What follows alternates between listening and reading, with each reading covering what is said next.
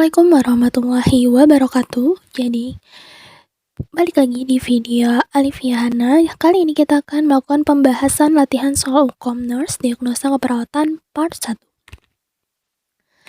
Seorang laki-laki berusia 36 tahun dipuasakan dan mendapat Total Parenteral Nutrition atau TPN dengan indikasi ileus obstruksi, post-laparotomi, dan NPQ atau Nothing by Mouth hari keempat. Pasien mengeluh rongga mulutnya terasa nyeri dan kering serta nyeri di bawah telinga. Hasil pengkajian, rongga mulut tampak merah dan saliva kering. Apakah masalah keperawatan yang tepat? A. Resiko infeksi. B. Gangguan integritas jaringan. C. Nyeri akut. D. Gangguan rasa nyaman. Ataukah E. Resiko ketidakseimbangan cairan. Jadi, ileus obstruksi adalah gangguan pasase usus atau peristaltik usus akibat adanya sumbatan bagi jalan distal isi usus.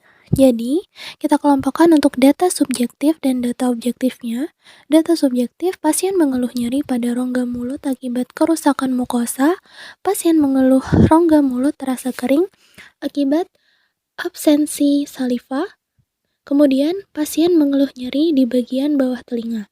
Hal tersebut mengindikasikan adanya gangguan pada kelenjar ludah di bawah telinga. Untuk data objektif, pasien dipuasakan, pasien mendapat TPN dengan NPO hari keempat, kemudian rongga mulut tampak merah yang menandakan terjadi kerusakan mukosa mulut. Kemudian ada saliva kering, kemungkinan karena gangguan produksi saliva berhubungan dengan gangguan pada kelenjar air ludah atau parotitis. Akibat pasien NPO selama beberapa waktu. Masalah keperawatan yang tepat yaitu sesuai data-data yang sudah kita dapatkan tadi adalah gangguan integritas jaringan, yang berarti B. Next, soal nomor 2. Seorang laki-laki 47 tahun ke poliklinik mata dengan keluhan penglihatan kabur. Perawat melakukan pemeriksaan visus dengan Snellen chart dalam jarak 6 meter. Hasil pemeriksaan, pasien tidak mampu menyebutkan satupun huruf pada baris ke-6 pada Snellen chart. Apakah hasil pemeriksaan visus pasien A 20/40, B 20/20, C 20/50, D 20/60, ataukah E 20/25? Jadi, sebelum kita menilai, kita harus mengetahui terlebih dahulu bagaimana sih cara menilai visus dari hasil membaca kartu Snellen. Jadi yang pertama, bila yaitu bila pasien dapat membaca kartu pada baris dengan visus 5/5 atau 6/6, maka tidak usah membaca pada baris berikutnya, yang berarti visusnya normal. Kemudian yang B, bila pasien tidak dapat membaca kartu pada baris tertentu di atas visus normal, cek pada baris satu baris tersebut. Untuk C, bila cuma tidak bisa membaca satu huruf, berarti visusnya terletak pada baris tersebut dengan false atau kesalahan 1. Bila tidak dapat membaca 2, berarti visusnya terletak pada baris tersebut dengan false atau salah 2. Kemudian yang E, bila tidak dapat membaca lebih dari setengah jumlah huruf yang ada, berarti visusnya berada di baris tepat di atas baris yang tidak dapat dibaca. Kemudian F, bila tidak dapat membaca satu baris, berarti visusnya terdapat pada baris di atasnya. Jadi pada kasus hasil pemeriksaan, pasien tidak mampu menyebutkan satupun huruf pada baris ke-6 pada Snellen chart, berarti visus pasien berada pada baris kelima. Maka hasil pemeriksaan visus adalah 20/40 atau 6/12. Next, soal ketiga. Seorang laki-laki berusia 27 tahun tampak menangis kesakitan dengan FAST, itu merupakan skala pengukuran nyeri dengan nilai 8 saat dikaji. Pasien mengeluh sudah 4 bulan merasa nyeri menusuk di pinggang kiri menjalar sampai ke paha kiri bagian belakang. Pasien tidak bisa bangkit dari tempat tidur dan nafsu makan menurun. Nyeri dirasakan semakin tidak tertahankan hingga pasien terbangun di malam hari. Apakah masalah keperawatan yang tepat? A. Nyeri akut, B. Nyeri kronik, C. Gangguan pola tidur, D. Resiko cedera, ataukah E. Gangguan rasa nyaman. Untuk pembahasannya, sebelum kita menjawab, kita harus terlebih dahulu menentukan yang mana DS atau data subjektif dan DO data objektif. Untuk DS, yang pertama pasien mengeluh nyeri pinggang kiri menjalar sampai ke paha kiri bagian belakang. Dengan skala nyeri FAS 8, kemudian pasien mengeluh nyeri tidak tertahankan, pasien mengeluh terbangun di malam hari karena nyeri, pasien mengeluh tidak bisa bangkit dari tempat tidur, dan pasien menyatakan nafsu makan menurun karena nyeri. Untuk DO atau data objektif, pasien tampak menangis kesakitan. Jadi masalah keperawatan yang tepat yaitu nyeri kronik, karena pasien mengalami sensasi nyeri yang memberat selama 4 bulan terakhir.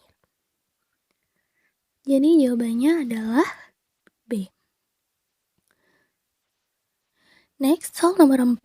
Seorang perempuan 40 tahun didiagnosis hernia nukleus pulposus atau HNP pada lumbal 5 dan sacrum 1.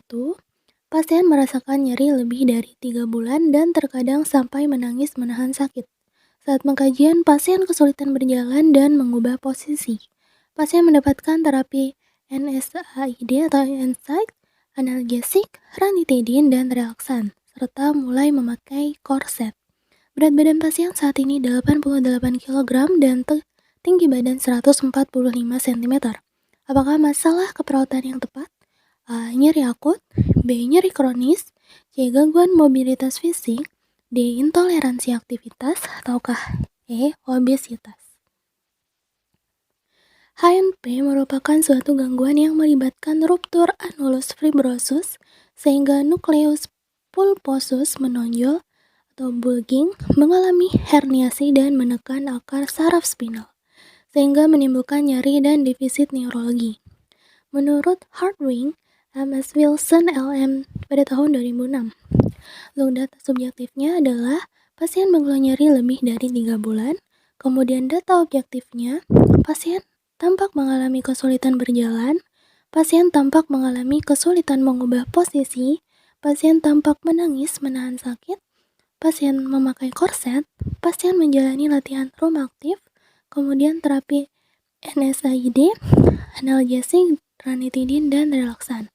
Untuk indeks massa tubuh, karena berat badan pasien adalah 88 kg, jadi 88 dibagi 1,6 dalam kurung 1,6 kali 1,6 didapatkan hasil 34,36 yang termasuk kategori kelebihan berat badan tingkat berat atau biasa kita sebut dengan obesitas. Jadi sangat jelas di sini untuk masalah keperawatan yang tepat yaitu obesitas dibuktikan dengan indeks massa tubuh 34,36 yang dapat menjadi penyebab maupun memperberat HNP.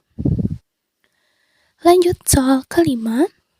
Seorang laki-laki berusia 53 tahun dirawat dengan disfagia atau hemiparesis sinistra, stroke, infark vertebrobasilar.